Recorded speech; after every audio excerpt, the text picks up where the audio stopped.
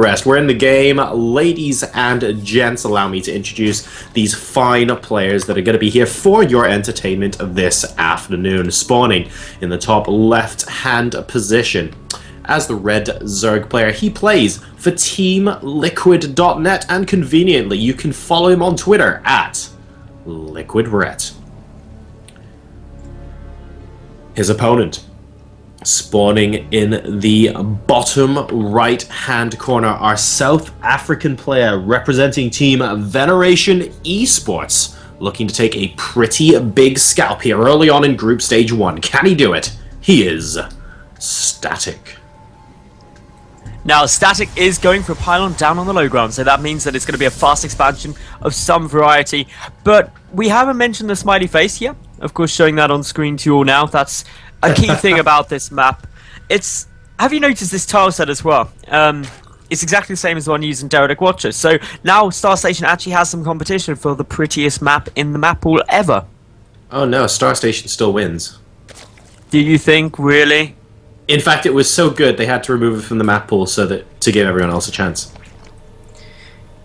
I don't know, like, the trouble with StarStation is maybe that's why I lost that game, even though it wasn't on StarStation. But if it was on StarStation, I just would have gone looking around the map at how pretty it is. I think I know what it is, right? It's the Vespian geysers. They look amazing. They do. They look pretty cool. You don't really want to mess with... Like, I'm not even sure I'd want to mine from those. They just look beautiful. I wouldn't want to contaminate them, say, with an extractor or something. And now we have the probe. You're just going to be a little bit annoying. Is he going to put down the pylon? Nope. Just going to be delaying the hatchery from right here for a couple of seconds. Nothing too major for our Zerg hero here. Meanwhile, StatiC going to be taking his natural expansion in the meantime, so it will be a Nexus first. Now going to be getting that forge down. And Overlord from Ret, we'll see it in give or take 45 seconds or so. And would not be surprised if he goes for his third then.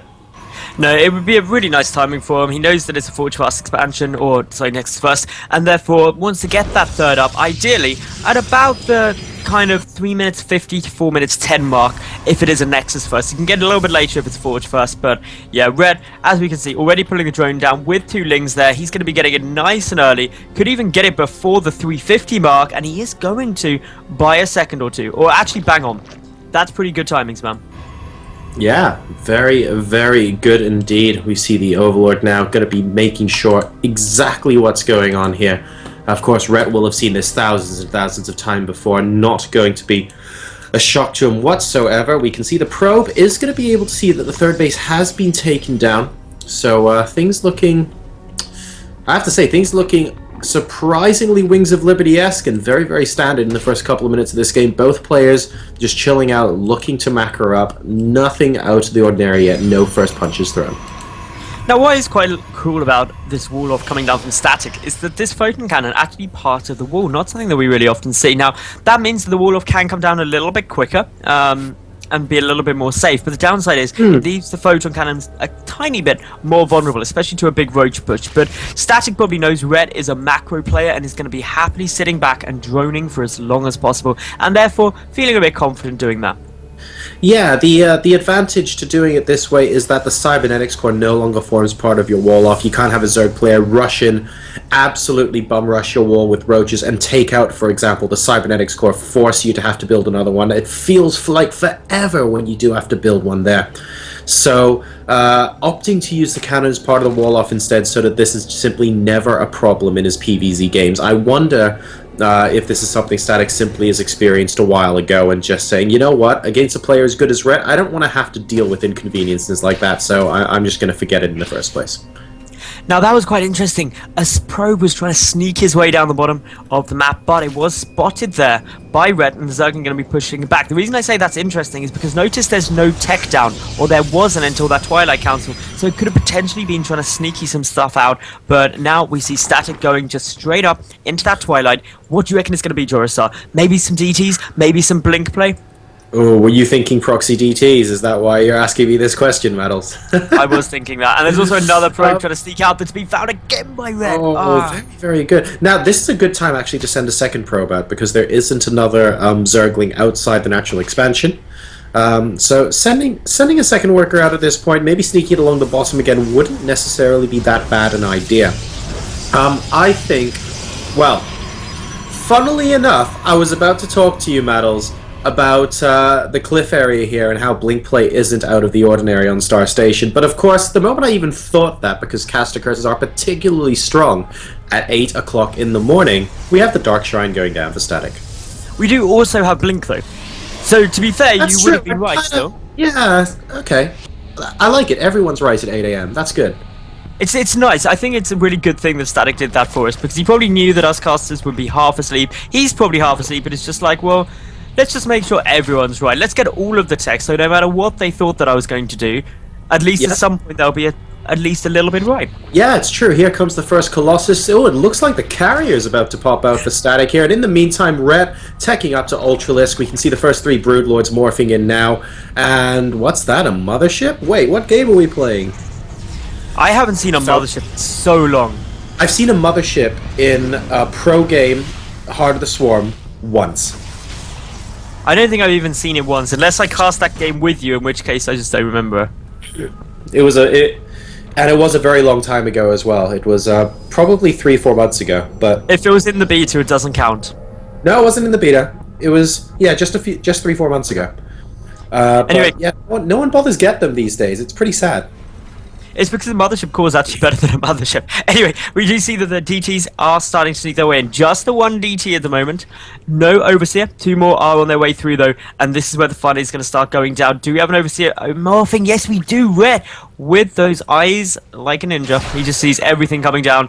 And, yeah, he should be able to deal with his first DT. But 2 more coming in towards the third will get a bit more damage done. Yeah, that's right indeed, and sending those lings back as soon as he saw that. Oh, actually, the first DT still busy. Okay, managing to take a couple more workers out now. It does get cleaned up, and we can see the other DTs actually moving out. Stopping themselves, really, from being caught there, because he knows the Overseers are morphing, and going to be turning those into an Archon in the middle of the map, and we see 3 more gateways coming down now from Static, so we could be seeing some follow-up pressure from him here. Ret, though, already on 125 supply. Number of workers killed this game so far by our Protoss hero. It is going to be 7-0 of Ret, but bear in mind our Zerg player is still ahead, 62 to 46 workers. Ret's also got a Roach Hydra Zergling force, which is going to be really strong against this predominantly gateway army. The Archon will add a little bit of tankiness up to it, but in comes Ret now, hugging straight up to that Archon, instantly taking it down. The Speedlings coming in from behind will manage to get the full surround, but good Blink Micro could still allow it to be relatively cost effective. But with just so much Zerg here, things looking very good for the Team Liquid player. Yeah, that's right. I think Static ideally wanted to do a little bit more damage early on, but Ret feeling comfortable now, going up to Roach Hydra composition. The Roaches are starting to melt in front. Those Hydras are very squishy in the back, so he has to be careful, but there are no units in front of the Storm tank for the Protoss here, and Static, as a result, is forced to retreat. Now, bear in mind, Ret is already up to 69 drones, so that means he's got a stable economy behind this. He's going to be able to pump a lot of units. He's got a +1 missile attack. Interestingly, only getting single upgrades, though, so going to +2 missile attack, not the double upgrades. Static, he's already got +2 done, so a small upgrade lead for the Protoss side, which is going to be really good for him, but just sheer numbers heavily favouring Ret. Yeah, this is starting to look like, to be honest with you, Stalkers, the point of no return. These Roaches and Hydras can almost just start stutter stepping down the ramp to try and counteract the blink of some sort. Static trying to go for multiple tech paths at once here, maybe to appease the caster curse this early in the morning, like we mentioned earlier, but it's not really paying off for him because he doesn't have the volume to back it up at this stage. No, and, well, what can Ret do really now is anything. That's what's the beauty of the situation he's in. All he's got to make sure is that he doesn't allow Static to deal some critical damage. But with this Roach Hydra force just being seemingly everywhere at once, it's going to be very difficult for Static to find an opening to really try to exploit. This is, the Stalker's being caught on the edge of the map as well, and he knows that's going to be up. GG, well played. Not having the volume to back it up. We weren't talking about a shampoo commercial, ladies and gentlemen. Sadly, that was going to be that for game number 1. Liquid.ret just overpowering Static there, like you said, with sheer numbers.